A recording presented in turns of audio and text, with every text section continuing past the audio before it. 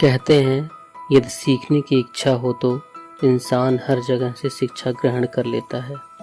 शिक्षा की प्राप्ति का मुख्य स्रोत अपनी अंदरूनी जिज्ञासा ही है। जब तक इंसान को किसी भी वस्तु या कार्य में अपनी जिज्ञासा नहीं दिखता, तब तक उसको पूर्ण शिक्षा की प्राप्ति नहीं होती है। जीवन की सीख लेके हमें अपने जीवन को सुधारने और आगे बढ़ने का ज्ञान होता है। कहते हैं इंसान का जीवन ही उसका सबसे बड़ा गुरु होता है।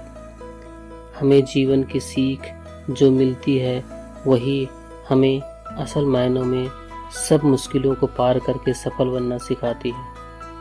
विद्यालय की शिक्षा ऐसी होती है कि इंसान एक बार ग्रहण कर ले तो उसे यह पता चल जाता है कि आगे आने वाली मुश्किलों और कठिनाइयों का सामना कैसे करना है।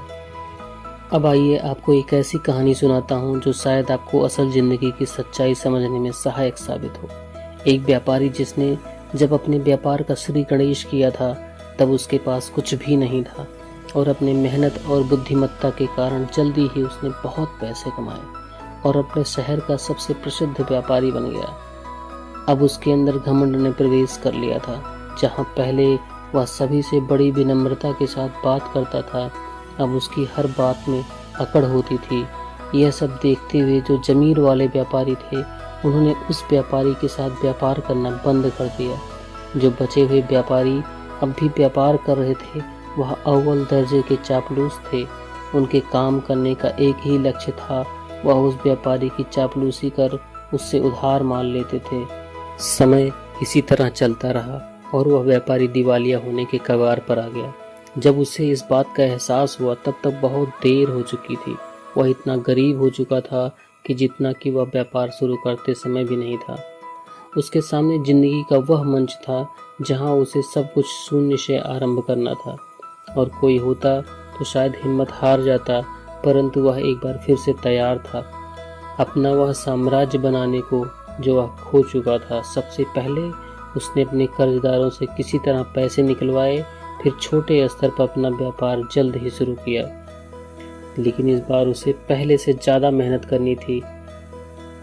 इसका कारण था उसका पुराना व्यवहार जो बदल तो चुका था, लेकिन इस बात को दूसरों तक पहुंचाने में उसे काफ़ी मशक्क़त करनी पड़ रही थी। लेकिन अपनी पिछली गलतियों को न दोहराते हुए वह देर से ही सही एक बार फिर से एक प्रसिद्ध व्यापारी के साथ उन लोगों के लिए एक उदाहरण बन गया था जो सब कुछ आने पर अपनी जड़ों को भूल जाते हैं जहां से उन्होंने शुरुआत की होती है।